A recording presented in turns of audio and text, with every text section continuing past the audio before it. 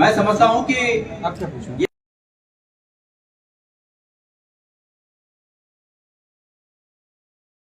बताया जाएगा कि क्या ये भी कोई कारण थे। अभी हम ये मंथन का सरासरी तौर पर आज पहली हमारी ये प्रेस कॉन्फ्रेंस है और इस प्रेस कॉन्फ्रेंस में जितना मैं समझ पाया हूँ उतने तक ही मैं अपनी बात कहूंगा।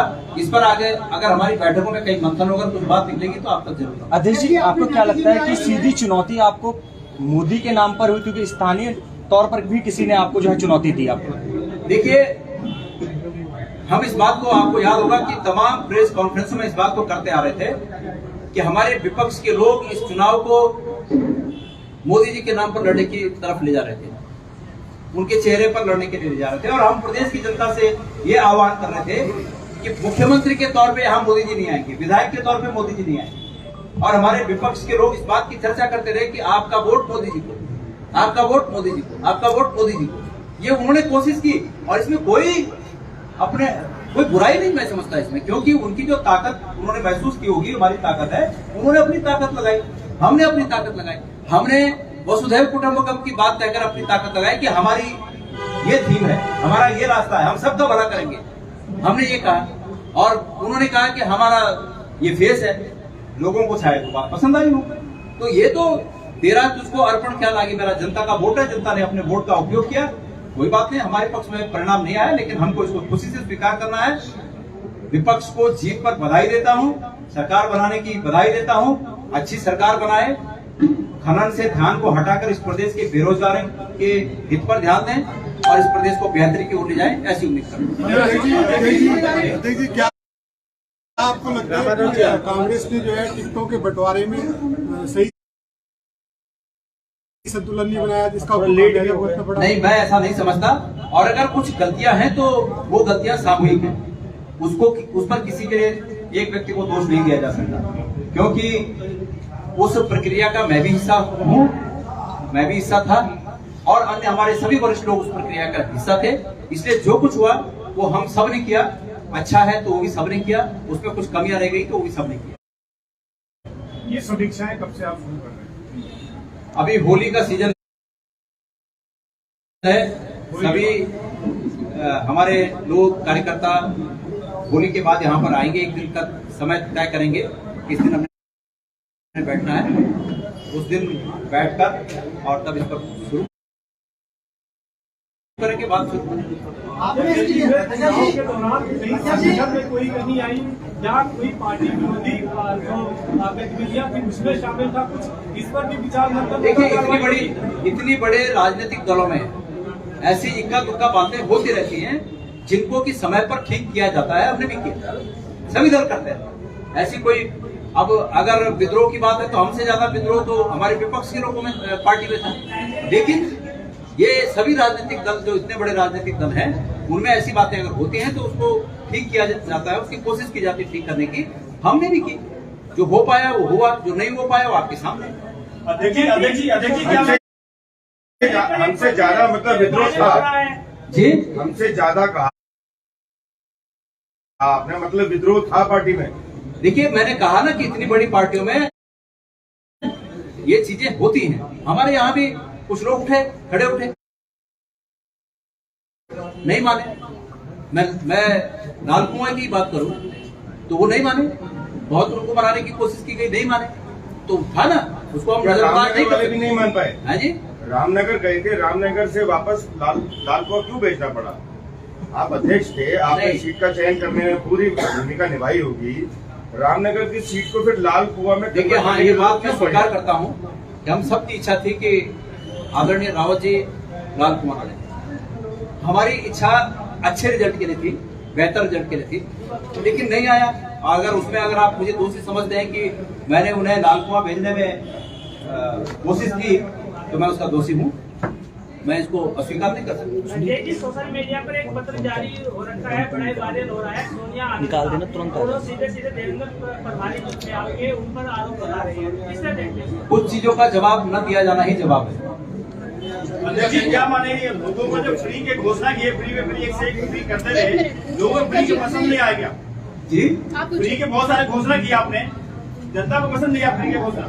ऐसी लगता है रिजल्ट से और क्या समझते हैं? आपने नैतिक जिम्मेदारी भी हार की, क्या आप पद छोड़ेंगे? देखिए, कांग्रेस के संगठन की बेहतरी के लिए मुझे हमारा हाईकमान अगर इस बात के लिए कहेगा तो मैं सहर्ष, और इसको दोबारा दोहरा रहा हूं, सहर्ष मैं करूंगा, तैयार। कांग्रेस पार्टी किस रूप में मजबूत हो पाए, ये मेरा लक्ष्य है, और कांग्रेस पार्टी को मजबूती करने का लक्ष्य के पीछे मेरा असली मकसद है इस राज्य को मजबूत करना। उसके लिए जो मुझे आदेश होगा मैं उस आदेश को मानने के लिए पूरी तरह तैयार हूं, मन से, प्राण प्रतिष्ठा से, निश्चय से मैं तैयार हूं। नहीं, आपसे अच्छा कोई अध्यक्ष है आपको लगता है इस समय? नहीं, ये बात देखिए, दुनिया में अच्छाई की कोई सीमा नहीं है। हमारा प्रत्येक कार्यकर्ता कांग्रेस का अध्यक्ष बनने की क्षमता रखता है। ये संयोग है कि गणेश गोदियाल अध्यक्ष, लेकिन प्रत्येक कार्यकर्ता मुझसे बेहतर अच्छा अध्यक्ष बनने की क्षमता रखता है। जब जिसको मौका मिलेगा वो परफॉर्म करेगा। अध्यक्ष जी, आप पोस्टल बैलेट को लेकर बड़े आक्रामक थे, मतलब कांग्रेस आक्रामक थे, आपकी अपनी सीट पर भी बड़ा मार्जिन कम रहा कि अब पोस्टल बैलेट का कुछ दिखा और अन्य सीटों पर कुछ ऐसा? देखिए, ऐसा है, मेरी जगह कोई दूसरा व्यक्ति होता तो वो दोबारा रिकाउंटिंग कराता। हाँ, लेकिन मैं इस बात से क्षुब्ध था कि मैंने जहां अपने जीवन का सब कुछ लगा दिया।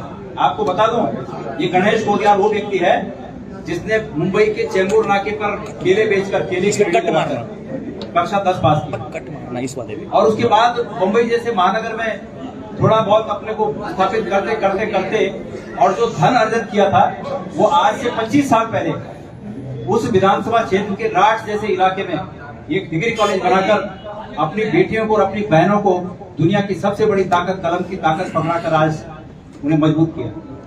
और वहां से जब मुझे लगा कि मेरी आशा के विपरीत रिजल्ट आया तो मैंने पुनर्गणना को भी उचित नहीं समझा। मैंने कहा मैं बहुत बड़ा दिल रखता हूं और एक बार नहीं 1000 बार जन्म लेना पड़ेगा, लेकिन अपने वसूलों के लिए लड़ता रहूंगा। 1000 बार जन्म लेके भी अपने वसूलों के लिए लड़ता रहूंगा। कोई बात नहीं, जीत और हार जीवन के पथ पे।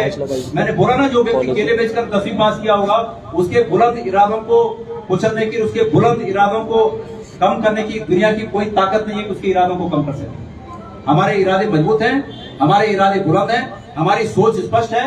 मैंने कहा कि सिर्फ वसुधैव कुटुंबकम कहने की बात नहीं है, इसको जीवन में चरितार्थ करने की चरितार्थ किया है, आगे भी चरितार्थ करता रहूंगा। तो इसलिए मैं उसको पुनर्मतगणना कहूं, मैं कहूं कि घपला हुआ, कुछ अज्ञानता जरूर होती है चुनाव में। जैसे नोटा के बटन पे 650 वोट गए, वो निश्चित रूप में मेरे वोट हैं, क्योंकि पहले नंबर के चक्कर में आखिरी नंबर दबा देते हैं बहुत से लोग अनजाने में। मतलब जब हम भाषणों में बोलते हैं कि पहले नंबर का बटन दबाकर हमें जिताइए, तो कुछ लोग अज्ञानता बस वो नीचे से पैरा समझ लेते हैं। तो वो पहाड़ों में नोटा दबाने के लिए कोई नहीं जाता 1-2 मील चलकर। आप मानते होंगे इस बात को, कोई नोटा दबाने नहीं जाता। जिसको नोटा दबाना होगा वो जाता ही नहीं है। तो वो नोटा में जो 600 वोट पड़े वो भी मेरे वोट है, लेकिन कानूनी रूप से वो मेरे नहीं है। तो इसलिए ये कहना कि उसकी चीर फाड़ करना, जब मैंने देखा कि भाई मैं 200 वोट कुछ ऐसे 200 कुछ वोट ईवीएम में मैं पीछे हो गया हूँ, मैं बाहर आ गया, ठीक है। हमने अपने विपक्षियों को बधाई दी कि भाई आपको बधाई हो, आपको जीत गए हो।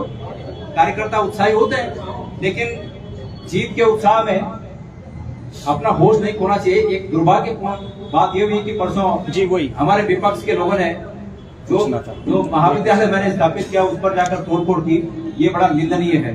और खास करके नेता अगर अपने मुंह से इस बात को कहें कि जाओ मेरी छूट है तुमको सब कुछ करो, तो ये और भी निंदनीय है। जी, क्या माने पार्टी की? अरे रुक जाओ यार, दूसरों को पूछने दो। सूर्यास्त के बाद सूर्योदय होता है, इस चीज को ध्यान रखिएगा। आप ही की भाषा में और आप ही की भाषा में आपको जवाब दे रहा हूँ कि सूर्यास्त के बाद निश्चित सूर्योदय होता है कि नहीं होता है? बस इसको भी लिखिएगा कि होता है। अध्यक्ष जी, आपने प्रेस कॉन्फ्रेंस करी, आपने जिम्मेदारी ली हार की, आपके प्रदेश प्रभारी और प्रदेश सह प्रभारी ना तो उनका कोई आधिकारिक बयान आया हुआ है, ना तो उन्होंने हार की जिम्मेदारी ली ये है, और उनके ऊपर कई तरीके के आरोप भी लगे हैं। नहीं, ये गलत है। देखिए, मैं ये सब गलत मानता हूँ। कोई आरोप राजनीति में लोग बोलते हैं, सब कुछ नहीं है ऐसा। दूसरी बात, अगर मैं कह रहा हूँ तो इसको इस रूप में लिया जाना चाहिए कि ये हम सब का बयान है। ये इसलिए उनका बयान भी नहीं है। धन्यवाद। मैंने सुना है कि आज जो है चाय की बजाय छाछ की व्यवस्था हो रखी है, तो आज नमक की व्यवस्था हो रही है।